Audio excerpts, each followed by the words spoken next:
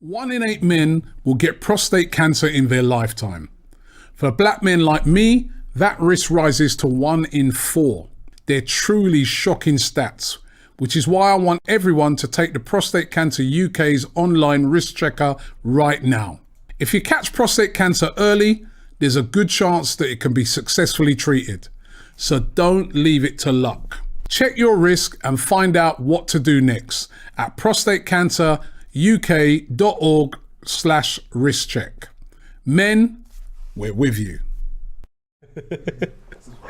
Hi and welcome to the build up with me, Cecil G and James B. How you doing? I'm very good, and we're looking ahead of today's game against Crystal Palace at the Emirates at 8 p.m.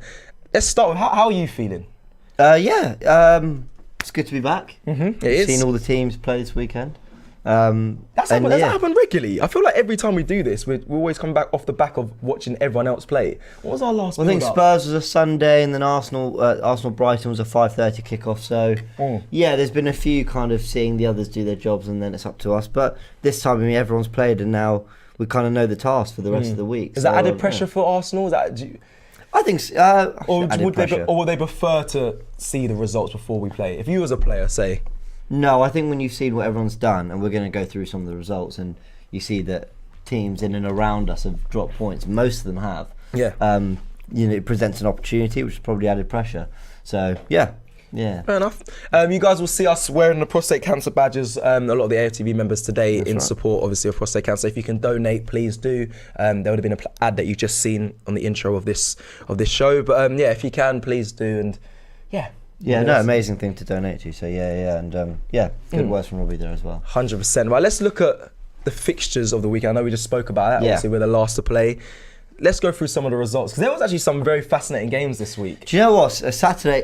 Forgive me, guys. I might be coughing throughout this, but I'm all good. Don't worry. I'm fine. You should be getting tested regularly now. I know. So, I mean, we've got the results here. I spent all of Saturday just watching football, to be honest. Obviously, Liverpool went to Watford and just tore them apart, so no manager bounce at Vicarage Road, or at least not yet anyway. I did find the sacking of, I forgot his name now, but bringing in Ranieri after 7 games, it hadn't occurred to me that Watford had a poor start either. So, I mean, I know it wasn't a great start. We'll look at the league table in a sec, but there wasn't anything that suggested to me that they need to be worried. But they made the change. Ranieri comes in and Liverpool win 5-0. Did you catch the game? Yeah, can we talk about Salah? Yeah, absolutely. I know it's not Arsenal. I'm sorry, everyone. No, do you know what? But come on, guys. We absolutely should talk about it. We absolutely should talk about it. What a joy to watch. Yeah. Flipping hell, man. Sorry, I know, and like I said, I know it's not a Liverpool channel, but I'm a striker, and some of the things he does, he's a player possessed right now. I like every time he gets the ball, he just looks like he's going to score. He's so dynamic in his play as well. His fast feet, his striking ability. He scores goals from any angle. Salah, what an amazing player. He's world class, and a lot of the discussion of late has been, why does he not get the recognition he deserves? I mean, a lot of the people debated, Salah or Hazard. That was always a debate, and people are saying it's well beyond that now. This is Salah, Salah with the Shearers, the Henrys, the everyone. He's up there, because since he's come into the Premier League, he's never slowed down. And last season, when Liverpool weren't really at it, Salah was still scoring goals. Yeah. He was still one of the highlights of the season in terms of, if you just think of the Premier League as a neutral and you think, what did you enjoy? I mean, Mo Salah will always be one of those things. And he's, Jamie Carragher said best player in the world. Yeah, when he said, are we doing that? On current form, is he the best player in the world? For me, Lionel Messi is still the most talented football player on this planet. But if you're talking current form, who is the best player in the world? Right now. Salah's definitely in the discussion. Yeah, he's in the conversation, definitely. I remember the talks with him and Mane, and they used to have the arguments like, who's a better striker? People used to be like, Mane scores more important goals, but Salah he just surpassed that now. Like you said, it was a Hazard-Salah conversation, and then it was a Mane and Salah conversation. He's gone way past that now. He's in a different category, and we've seen moments of kind of Salah scoring those, the goals you'll always see on the highlights reel. The kind of like, we remember where we were when we saw that goal, right? Yeah. But he's now scored, back-to-back goals like that, one against City, one against Watford.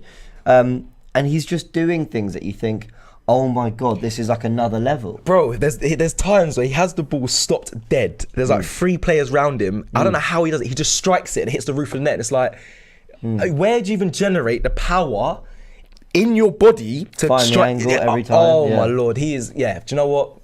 We can move on, but I'm glad that we had a bit of time just to discuss. We're football fans as well, as at the end of the day. We have to talk But on it, also, we've got to know. he deserves his recognition. We've got to know what the competition is, and we've got to know where we want to be one day. Right. We want players of that level. We want to be at Liverpool, City, dare I say Chelsea's level one day. So I don't think there's any kind of shame in talking about these teams. That hurts you saying that. Of course it hurts. But we're gonna move it. When we look at the league table, there's a much more positive kind of element to this when it comes to Arsenal. But listen, let's fly through some of the rest of these fixtures. We'll get them back up on screen for you. So, Wolves from 2-0 down with 10 minutes to go at Villa, winning 3-2. I'm not going to lie, I loved every moment of that. Yep.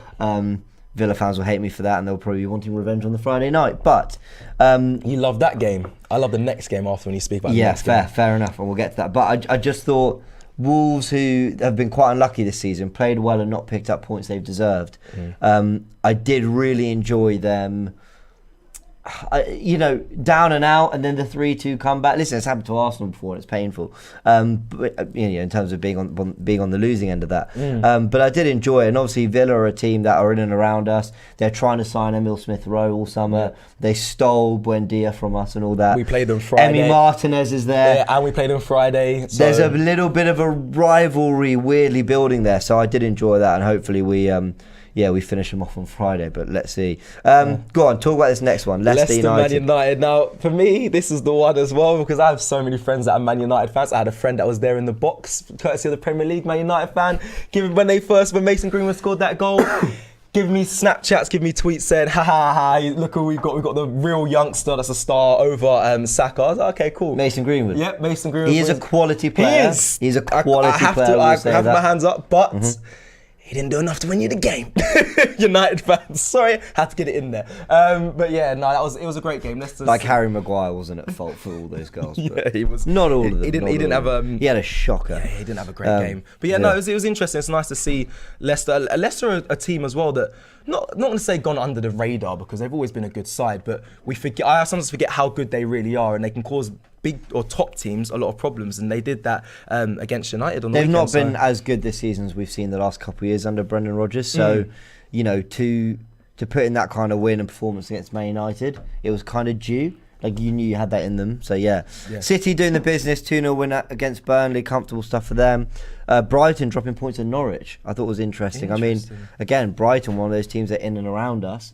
I would like to think towards the end of the season we'll be ahead of them, but I think they'll consider that, points drop, Brighton. Definitely, I mean, maybe a year ago that would have been a point gain, but no, they've been a good side this season. They just come off the back of drawing with us. You'd have think that would be they would have went into that game thinking this is a free pointer. So yeah, 2-0 nils in a row for Brighton. I wonder if Graham Potter's having PTSD of last season. Creating chances and not taking them, but we'll see. Southampton beating Leeds 1-0.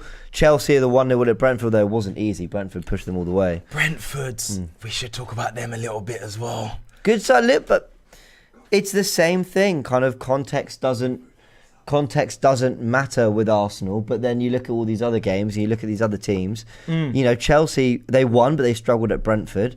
Liverpool drew 3-3. It's a tough place to go. Yeah. We were poor on the day. We should have done better, but proving that they're no mugs, Brentford, absolutely. Yeah. And then let's round off with the rest. West Ham winning at Everton. That surprised me. I didn't necessarily think Everton would win. I thought they'd do something. West Ham have been a bit iffy of late, winning there comfortably, and then Spurs doing the job against the now richest club in the world, in Newcastle. So 3-2 win for them, which is disappointing. I was hoping they'd drop points, but also Newcastle aren't a great side suddenly just because they got new owners. So the result isn't a surprise. And then that's us, Monday night. Agreed, and just hope and prayers go out to the fan that obviously had a heart attack in the stand as well. I hope he's recovered. I think I read up on it. They said that he is in hospital. I believe he is stable now, but I just hope everything's okay on that side, because that was unbelievable what Reguilon and Dyer did in that moment. You've got to give them credit. That was superb. How quick they were. Yeah. And I saw the footage of Dyer running and just gesturing and shouting like in a hurry, and all the Newcastle fans and those who are around to sort of aid in the situation in the meantime. Unbelievable. No, Genuine definitely. lifesavers, so yeah. Massively, and a great response by the players as well, and it was handled very professionally as well. But yeah, no, I was actually surprised Tottenham came out with a result there. But a performance as well, because at the start of this season they've not really played that well, and still been getting the win somehow. City, Wolves, but they were good. But I think Newcastle, this is going to sound really harsh, because I want Newcastle to do well. I want them. They got a new owner. They kind of gone through the similar, as a fan, a similar sort of circumstances we have, in a sense that obviously we want new owners, and now they've got him. But I don't want to see him go down before they can start. I want to see the owners spend money in this. Really? I do. Well, we're going to suffer for it. You know? No, I know. As an Arsenal fan, it's annoying, and it's going to affect us. Yes, there might be another team ahead of us, but as a football fan, I want to see the best play in this league. So I do want them to stay up, and I feel like the new owner bounce was going to happen, but it didn't. Obviously, there was a red card in that game as well. John Joe Selvey, he was come on and just, I don't know what was going through his head. Come on and come off very quick. Yeah, exactly. Yeah, lost his head. But yeah, but they're still a poor team, Newcastle, and they still need better results like that. That's an extra 10-20 million in the January budget. I was going to say, I know people were speaking on them a lot, but yeah, I watched the whole of that game. Defensively, Newcastle were poor. So it needs a lot of work. Absolutely. Yes. Well, let's have a look at what that means for the league table then. We've got it here. Can I just, sorry, I'm sorry. Let me just do the super chat. Oh, we've got super chat. So we forget that you guys are chatting to us. Sorry, guys. Yeah, go on. We have such a good show planned now that we just want to give you all the information. We just want to just talk at you and not listen. Yeah. No, go on. What you were going through. All right, so Diego. Oh, sorry, as well. Production in the back. I know you just had the table up, and I just cut you back. I'm so sorry. Yeah. Diego says, "We love you both, guys. Love from Colorado. You guys predict an Arsenal win 2-0. I hope. Thank you so much." Shiran Panica is a regular as well. Says, "My favourite duo, Cecil and James. We will definitely win today. Come on, you Gunners." Saw a tweet today saying, "If we win the next 2 games, we are in the top 4." Now, obviously, we'll get to that in a second, because I know you've got some Premier League standings to talk about. I just looked over your screen and just was like, yeah, let me read that. Cyrus Bezyan says, "What's funnier, Man United potentially finishing mid-table or Newcastle potentially being relegated?" They'll always be United, but they'll be fine. Like, this is the thing: if they ever got that bad, Audi would be gone. They'll get Antonio Conte in. No, if Man United finish mid-table with Ronaldo, Varane, Rashford, my guy, Rashford, Jadon Sancho, and Mason Greenwood, and all those players, that would be. Oh, that would always win over. Do you know though? Like, I get nervous about enjoying that kind of thing when Arsenal are yet to play. Do you know what I mean? Because they'll click their fingers, they'll get Conte in, and they've got the players, and they'll be amazing. But yeah, we'll see. It's good we can think about it though. We can think about it for now. I get nervous about it, but yeah, no, agree. Tar says in super chat saying, "I feel like there are so many good teams in the Premier League. It all depends on who turns up and who's consistent." Now, this is a very good point. We're going to get to that a bit later, because I've had a bit of nervous tremors this morning about this game. I actually thought we was going to win on warm up. I was very confident in the week. Yeah. Had a bit of a change of heart, but it could be we'll get to that later. Alexander B says, "Shout out to my North London friends who are actually going later. Come on, you Gunners." Yeah, amazing. We're both at the game. We're both there. I don't know if that was a backhanded. No idea. I think he was just shouting at everyone that's going. I suppose we'll be there. We're at the game. We'll be there though. Tex will be in the studio, running things from here. So yeah. Right, is that all the super chats? Sorry. No, it's good. Keep them coming, guys. Ask us questions. A lot of people just showing love in the comments as well. Love for the love, everyone. I hope everyone's excited for this game, because I think it's a massive game today. I really do. I think it's a proper competition. I think it's a proper level of competition that Arsenal need to face up against. I don't think Tottenham weren't really at the level that I was expecting them, and I think that was the home advantage, and everyone, all the fans being up for it. I think we got through it quite comfortably, but at Norwich, you can say that as well. It's quite an easy opposition. Burnley, difficult, but we expect to win there. I think Crystal Palace is going to be a whole different outfit that's going to make us struggle, if I'm honest, today. But hopefully we get a win. Well, let's see what a win means for us. So yeah, we can now get the Premier League table up. Obviously, no worries, Brennan, in the background, just thanking us for that. 7 games played for Arsenal, which means we got the game in hand with Palace for they're 3 points behind us, but just a place behind us. Now, a win puts us 9th. Ahead of Brentford. We'll leapfrog Wolves, and Leicester will be within a point of Everton, West Ham, Man United, 2 points of Spurs, and 2 points of Brighton in 4th. So it massively narrows the gap. It massively puts us back into the conversations we want to be in if we win today. Yep. It will mean 4 wins out of 8, 1 draw, 3 defeats, when you're looking at it, 4 wins and 1 draw in our last 5, that starts to look a lot more positive. But what it also means that come Friday night, as mentioned in the super chat, I think, was it Sheeran who said it? I can't remember. But yeah, whoever pointed it out. Sheeran, yeah, I believe it was. Makes a great point. Yeah, Sheeran. We've played last for this round, for round 8, and we're playing first for round 9. We have the opportunity to, within 5 days, go from 13th to 4th. And we might not stay there because your Brightons, your Tottenhams, your Man Uniteds, West Ham, they might all win their games. I think Everton have Watford at home. So they're probably going to leapfrog us, on Saturday, even if we're to win all our games. But it's about sending a message. And I spoke about this on Good Morning Arsenal with Charlene and Helen. It's setting when you go into that Saturday round of games, and whoever it is, BT Sports, Sky, wherever you're watching around the world, they pull up the league table and Arsenal sitting 4th. You're just starting to change the narrative a little bit. You're starting to change the way the media, other fans, other clubs are looking at you guys, and they're going, okay, 5 wins in 9. Arsenal look like they've turned around since the signs have come in, and they're sitting amongst the names of teams that you'd expect them to be. So it's a massive week for us, and the Premier League table shows it.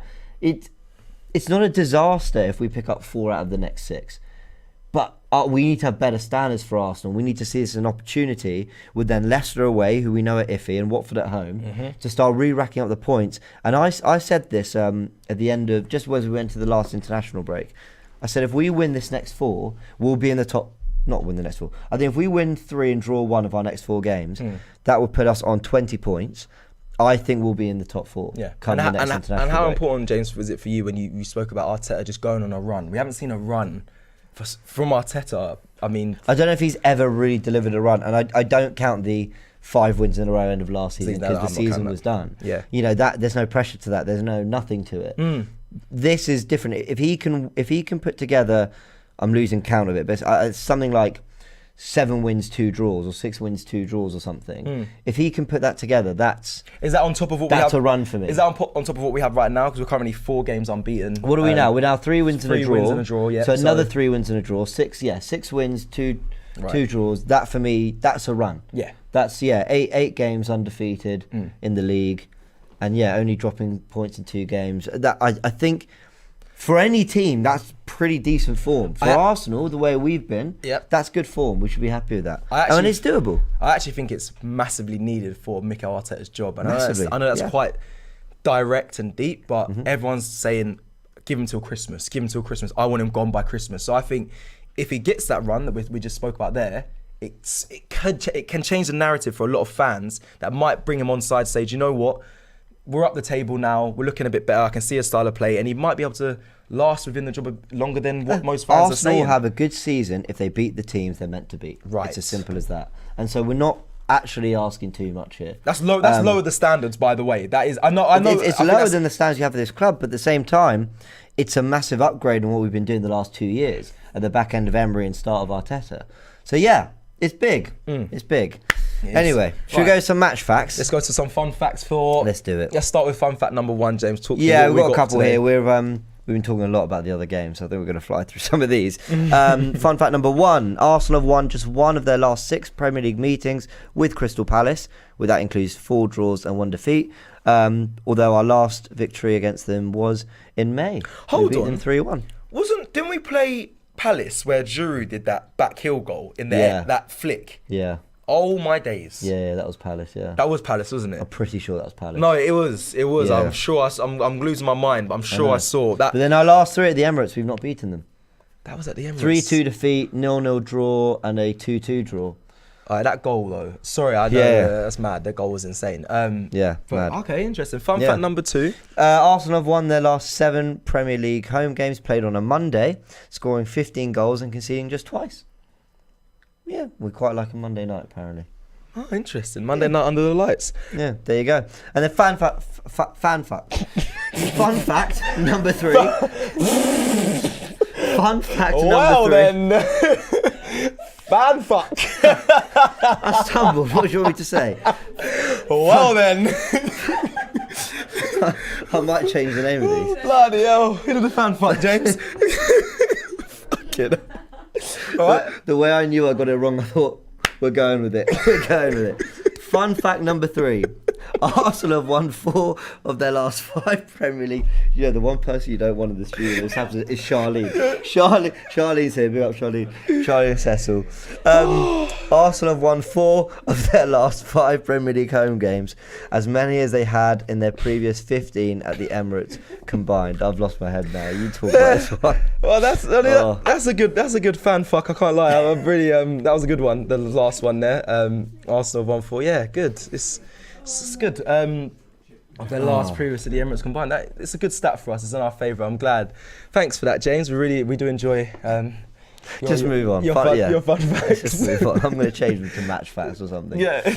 Oh my god. All right, guys. So that's it for the fun facts. Oh, well, I have to think about that now. That's it for the fun facts from James B. Thanks, James. We appreciate it every time. We're gonna look at some clips from Arsenal fans. I went down to the stadium as always, hearing around the ground of what the feeling is of Vieira returning tonight at the Emirates. So have a listen to what they had to say.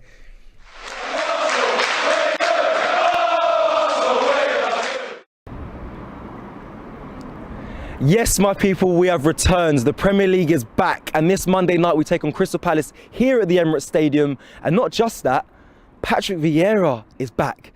Now, he's obviously managing Crystal Palace, and if they win, they go above us. But I want to know from you guys, are you excited to see him back at the Emirates Stadium? Do you know what? I'm actually coming here on Monday. A friend of mine's got a season ticket, and I'm coming. So, which is why I actually hit the shop just now, just to get something nice and warm for the Emirates. But yeah, I think it's going to be big, man. It's going to be big. I'm a big Vieira fan, so just to see him come back, and he's still got a little bit of love for us. So let's see. Let's see. Would you have wanted him as a manager over Mikel Arteta? Big question. Oh, I don't know. I want to see what he can do with Palace yet. Yes, I'm excited about that because he's a good player, and he can see the game and see how we play. And he was the Arsenal legend 10 years ago, so you can see the game and stuff, Let me ask you, obviously, Patrick Vieira returns here. You seem like a guy that probably watched Patrick Vieira in the past, a great legend. Are you excited to see him here on Monday?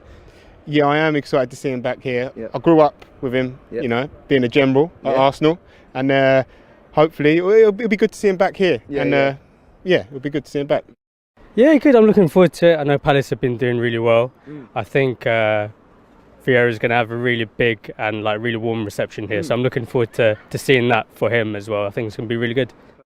Patrick Vieira back at the Emirates. How are you feeling? Are you excited to see him? Will you be here or will you be watching from home? Yeah, I've bought a ticket already. Amazing. No, I go to every game, but it's nothing special other than the fact that Patrick's returning. Obviously, club legends will give him a good standing ovation when he comes out from the tunnel. I'm expecting no different to other results. We still have to beat them, still have to get the 3 points, get the job done.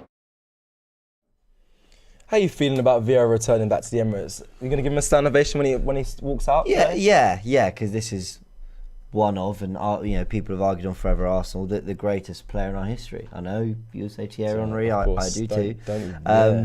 But he's an absolute great of the club, and I think he made his return with Man City once as a player. That was a bit weird, but he's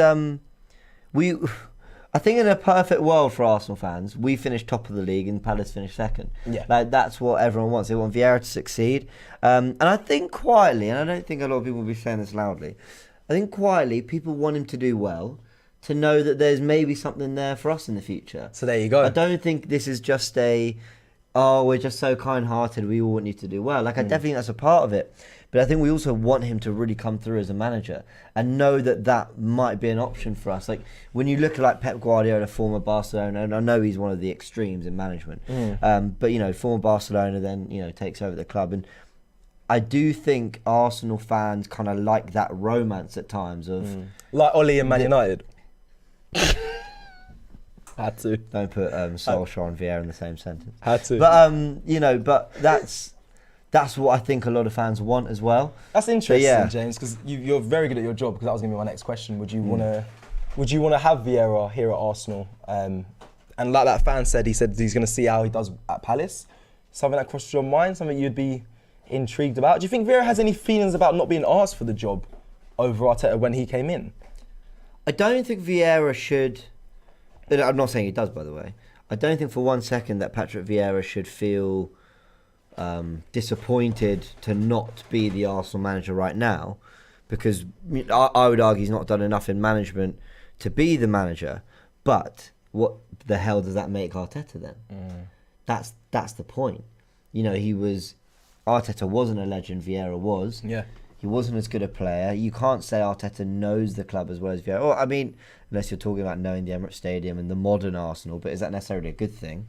You know, and let's be honest, all Arteta had coming into this job was reputation. Reputation built off people in coaching, built off his role at Man City. Yep. So Vieira had a lot more going for him in management, but I think sometimes that could be a bad thing because we've seen Vieira's good and we've seen his bad in management. We've seen the mistakes. I mean, I know it was Ali who did box to box. Yeah. He mentions that in a clip we're going to show in a sec. And Vieira says that he's kind of, you know, learnt from all that. But with Arteta, we didn't really know what the ceiling was and what the lowest was. So I can understand Vieira being disappointed he's not got it over someone like Arteta. But maybe, I don't know if he is thinking that. He's doing the right thing. He's going off, he's getting jobs, he's learning, and he's made a way into the Premier League, and he's made a really good start. And we're going to break that down in a sec. But I really think it's in the back of his mind. If everyone listening and you as well, James, I think it really is considering doing well at Palace, of course. I think he would want the job at Arsenal. Of course he would, yeah. Especially being involved in the consortium if Daniel Ek comes in. I think he loves the club. We all know that. It's very clear. But he could have a good opportunity to be our manager one day, and I think he would grab it with both hands. Like I said, the consortium thing is kind of a substitute to that. If he proves himself at Palace, I think a lot of fans wouldn't be too angry seeing him as a manager. For me personally, I don't want to see a legend be a manager at Arsenal and ruin their reputation. The only argument, like I've said it before, is Frank Lampard came in, legend of Chelsea, done well, kept his reputation as well at Chelsea, even though he's not the manager probably now. because at the same time, though, Chelsea are ruthless and it never really got that bad when you think about it. Yeah. I think we have a knack, which sounds awful, of if you're doing really bad, the manager you'll hear it, you'll feel it, and the owners will try and keep you in a job as well. So which when instead of being ruthless like the Abramovich. Yeah, but then I don't think Arsenal fans are unfair. I think they're not. Patient, that's not a dig at the fan base. No, That's just thinking of the nature of how we are. That's part of what fuels the frustration. Is that we're fair and but Anyway, but we'll see. Anyway. I think one day he probably will be in contention for that. He will. Shref says here with a super chat: if Vieira wins, it's Vieira managing Arsenal Football Club. A narrative. James he's hashtagged your blunder. I hope Over and Saka, Odegaard score today. I wish Zaha plays well and we buy him next season. Another talking topic, Zaha and Pepe, but we'll leave that for. There'll be many conversations. There've been many conversations on the channel about that. I know you just ticked off team news, but there's not really much to talk about. Granit Xhaka is still out, still injured. Martinelli a doubt, and that's kind of it. So really, a full strength squad. Obviously, no excuses. Bar Xhaka. People would obviously argue that he needs to be in that midfield. So bar him, we've got pretty much a full strength squad for tonight. There's enough in the squad tonight. Definitely. And before we get into breaking down Crystal Palace and what we can expect, we have a box-to-box clip from yesterday's show. And someone did comment after I played the Ask the Fans clip. We saw this yesterday. We're just throwing in little clips for you guys, just to remind you of little bits. So check out this box-to-box clip with Turkish and Ali. I had no expectations on Vieira. I didn't understand how people could be negative about the appointment or could be positive, because from his short managerial career, there wasn't a lot to go on. What was the perception? The perception from Palace fans was, let's give him a go. We'll always get behind the manager. You know, you've seen our fans will always get behind the team. Yeah. A little bit of shock, a little bit of disappointment because we've been in for Luciano Favre. Yeah. But once he's in, we'll get behind him. And I did a video on my own channel, Vieira, what to expect. And I looked into his managerial career and there wasn't anything to be positive or negative about, really. I was kind of down the middle. Hard to judge it. Yeah, he'd been at the academy at Man City. I think that's part of the reason he got the job, because we've got good young players coming through, some Zaha vibes in the academy. And then MLS, you can't really transfer that to the Premier League. No. And then Nice, his time at Nice was very tumultuous. He signed for a sporting director who then left and came back. He qualified for the Europa League. That doesn't get said about his time at Nice. Yeah. And then when he left, ultimately, he'll admit it didn't work out. There were mistakes that he says he's learnt from, but he left them at 9th. You know, that's not a Thierry Henry at Monaco. No disrespect, I know he's a legend of the club, but it didn't work out for Henry at Monaco, did it? So I was willing to give him a chance. And to be honest with you, where we are, 14th, when we've had Chelsea away, Liverpool away, we would have all taken that. But not just that, the way the players are bought into the style. Yeah. You know, we've had a massive transformation in style. We are used to having less than 40% possession. I know the Arsenal fans enjoyed us beating Tottenham 3-0. We had 60% possession that day. Yeah. That is unprecedented against Roy. He's made more of an impact than I thought in this short time. And going into the season, I would have taken 11th to 15th as long as the style was progressing. But I'm now looking at it and thinking, there's no reason why we can't push for the top 10 here. So, I know there's a bit of discussion about kind of how Vieira's doing. We've been chatting about it, whether he's a potential option for Arsenal one day. We've been hearing Ali there saying, you know, how could you expect anything from him, good or bad? So I want to get up some numbers. I know it's really early days. He's only had 7 league games as Palace manager, but already they're starting to tell a tale that our eyes can see, and the numbers are starting to slowly prove it. Let's have a little look here. We know that Vieira's gone for more of a 4-3-3, a slightly more expansive style of play at Palace. That is something they wanted to do back in the De Boer era, and it didn't really work for them. Playing out the back, we've seen these little things being implemented into their game. Some of the numbers are proving it too, that they are a more attacking outfit already after just 7 league games under Vieira. 11 shots per game this season to 9.2 on average across the whole of last season per game under Hodgson. Goals per game is already slightly gone up. I know this is early days, but I only see these numbers becoming more and more evidence of it as the season goes on. 1.14 goals per game to 1.08 last season. Pass accuracy is up by 5%, and this is the big one. They've gone up nearly 70 passes on last season per game this season under Patrick Vieira, and they're averaging 1 big chance created per game. Again, a slight improvement, but I expect this to improve more as the season goes on. The reason I bring up these numbers is they're just already all those things. Normally you'd expect some to be slightly out or whatever. As I said, only 7 league games. But he's doing this, having played, as Ali mentions, Chelsea away, Liverpool away, West Ham away. They drew 2-2. Came back from behind twice. 2-0 down against Leicester, pulled back to 2-2. Brighton, who we know are having a fantastic season. 1-1. And Spurs, they beat 3-0. So that's 6 of the 7 we mentioned, and Brentford, who have proven no mugs. So 7 not great games. Manager bounce, or the players believing in the style of play that Vieira's trying to get across? No, the stats suggest that this is not just lump it in the box, commitment, you win the header, you get a goal, a bit of inspiration. This is, these numbers suggest that the style of play he's trying to implement is actually starting to pay dividends quite early. And they've got players that, for me, you talk about Conor Gallagher. I know you want to talk about him in a sec. Wow. Sorry for spoiler alert for Danger Man. But there's other players like Olise, Eze, who we know got injured. Edouard. They were thriving in the Championship. Edouard, thriving in Scottish football.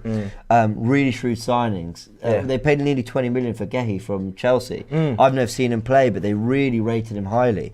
And so he's trying to implement his philosophy. We didn't even mention Zaha there, but carry on. Sorry, that's how mad. That's how. No, but I'm talking players they've been bringing in. Oh, okay. So and then you add that to everything they already had before, which in terms of flair and stuff wasn't really that much. But he's adding to it. He's adding his profile. I know Pierre-Emerick said on Monday Night Football before the Palace Brighton game that he's really impressed by what they've been doing. Vieira so early on. So I think Palace fans can look at those numbers and be encouraged. And I think it tells you that Arsenal can be facing a more open Palace today, which should suit us really. But yeah, just a little bit of analysis on our opposition today. I think it's always important to know what we're coming up against. So do you expect an exciting game today? Lots of goals, or you think? I think you predicted 1-0 like me, didn't you? I predicted 1-0 Arsenal. But you said it's going to be open. Yeah, I think there'll be space for Arsenal to exploit more so than there was against Norwich, Burnley. Yeah, definitely. Yeah, definitely Burnley. Yeah. Okay, and I don't see Palace suffocating us like Brighton did. So really, on paper, or let's say tactically, suits Arsenal. But let's see that they're a good side, Palace, and their results show it. Okay, thank you, James. Thank you for that breakdown. I love my breakdowns. All that. No, it's interesting, and there was a lot there that backed up what Ali, Proud of South London Fan TV, make sure you check that out. He said as well, which is it just coincides with what you said, which is really nice to see. Let's move on now to.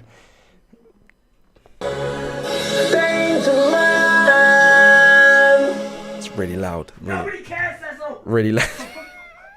No one's missed that at all. I'm so sorry if you're listening with headphones. That was very loud. But anyway, Danger Man. My Danger Man today, Conor Gallagher.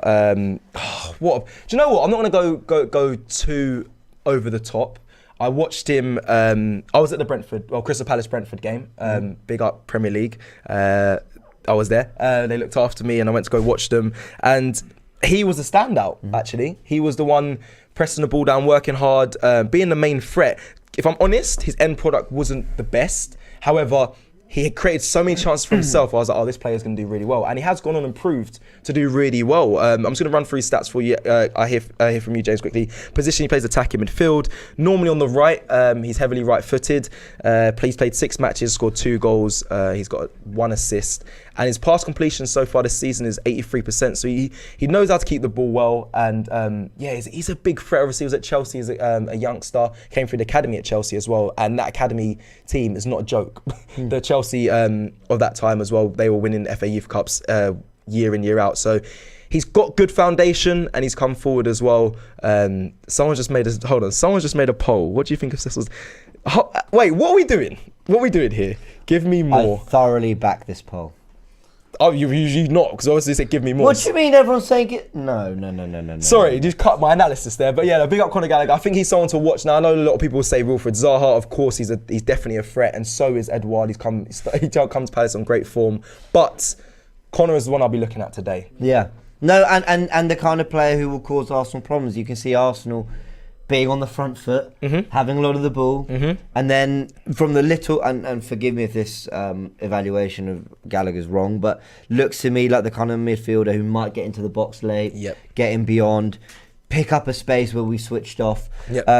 It's almost like Zaha's threat is obvious. Doesn't mean it's easy to stop, but you know what he's going to do. You know what he's about.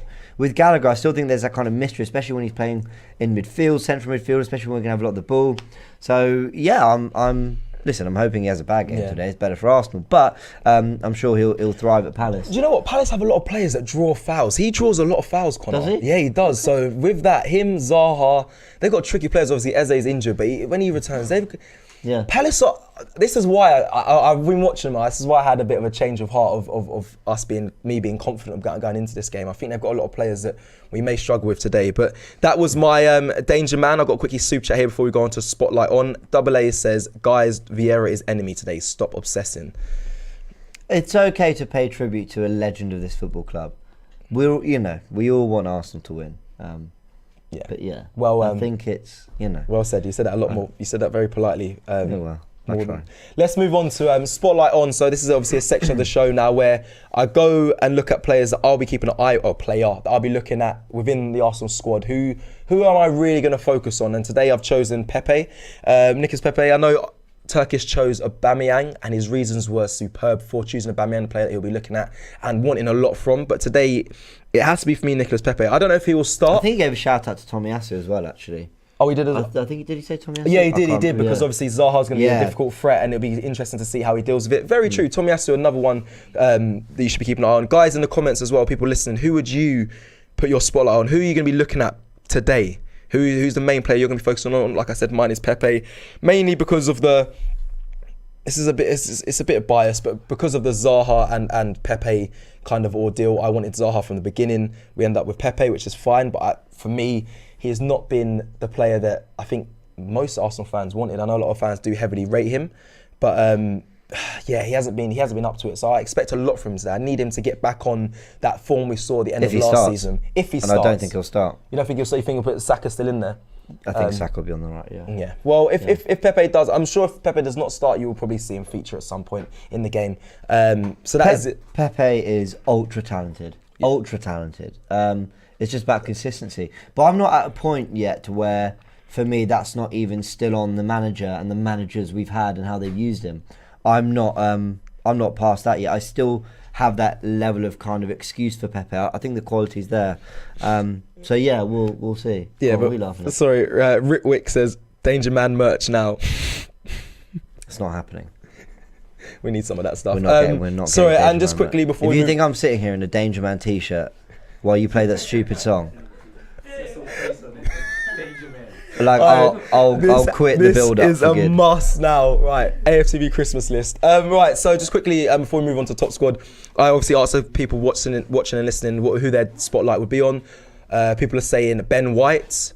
Few people have said White. A lot of people saying Emile Smith-Rowe. Ben White. A lot of people are on Ben White. And Smith-Rowe. Well, he's put the pressure on himself with quotes that divided the fan base. Sorry, Benjamin. Sorry. No, can't call him Ben. Benjamin White. Apologies, Benjamin. The poor guy's just given his preference. No, when you come out and say I don't watch football, or, you know, and said some of the things about not knowing as much about the Arsenal Invincibles, Vieira and all that, and you know what? I love the honesty, and I really don't think you need to watch a lot of football to be a great player when you're playing the amount he is. However, you then got to deliver on the pitch, because fans who are disappointed or not winning or whatever will look for any reason. They say, well, see, you know, if you were watching the game and studying it and all that, and it's like, you know, so I could see maybe why why people are putting White, but I think White's made a good start to his Arsenal career. I really genuinely do. He has. No, 5 games in, I think one of them he was poor. The rest he's been fine / good. Thought he was good at Brighton. Fine / good. Yeah, is fair enough. For summary. me, better than what Holding would have done in those games. I'm not trying to pick on Holding, but obviously that's the direct competition. You know, 50 million good? I don't know yet, but that will come with time. True, and I think having Gabriel next to him is a credit as well to that play. But anyway, let's get into top squad. While you run through this, I should do my picks actually. So Well, top squad, as always, we'll be playing. Remember, guys, the video is on the app as well if you want to learn the full rules on how to play. I think we've told you about it plenty of times, but as always, you're giving your in-game money. And you back it on the players you think they do well, and you can change mid-game depending on substitutions, how they're doing, who's looking more involved, who's looking a threat, all that. And it's about picking up points. You can go up levels and then keep and reinvesting with the money you get from the levels. And there's all sorts of rewards coming. There's a leaderboard. You play up against us. It's great fun. I'm just going to very quickly start by saying, obviously, we don't have the 11s out. So as you can see here, I'm just sort of flicking through them. You've got the Palace roster of players as well. Early on, I think Thomas Partey is going to be heavily involved in today's game, and as always, Kieran Tierney. I'm going to wait for the 11s to come out before I go putting any more. Oh, you've done 2. Let me pick the last 2 then. Well, no, this is mine. I don't want you ruining my game. Come on. Just you focus on yours. Don't worry. Okay, I'll go on mine. 11 should come out in what? What time is it? 15 minutes. So we're going to leave you to go to the starting 11. The guys are ready. They're getting ready behind us. Definitely. And you know what I love? They do it really quietly and without distracting us, which is really, really good. So we're going to leave you so we can go to the starting 11 show as soon as possible. Thank you for your comments and everything. Apologies for my little slip up. I might. Why? Don't apologise. Don't apologise, man. It was a little mistake. It's not even that bad. It was funny. Thank you everyone for watching. No doubt AFTV Extra have it already. Oh yeah, that's going to be. No doubt within seconds. That's going to be up there. So it's all good. Anyway, thank you all for tuning in, and thank you all for your comments as well, showing love. We'll be back at the next match day, which will be Friday against Aston Villa. Make sure you check out all of AFTV content as well. We have to keep pushing this, guys. Please. We got the starting 11 show, the watch along, fan cams, and on top of that, podcasts throughout the week. There's so much content coming your way. Make sure you check it out, including the bias shows and all the usual stuff you have for the build up towards the game, the warm up, box to box, ask the fans. Make sure you check it all out. Thank you for watching this build up show, and we'll see you again soon. Peace. 1 in 8 men will get prostate cancer in their lifetime. For black men like me, that risk rises to 1 in 4. They're truly shocking stats, which is why I want everyone to take the Prostate Cancer UK's online risk checker right now. If you catch prostate cancer early, there's a good chance that it can be successfully treated. So don't leave it to luck. Check your risk and find out what to do next at prostatecanceruk.org/riskcheck. Men, we're with you.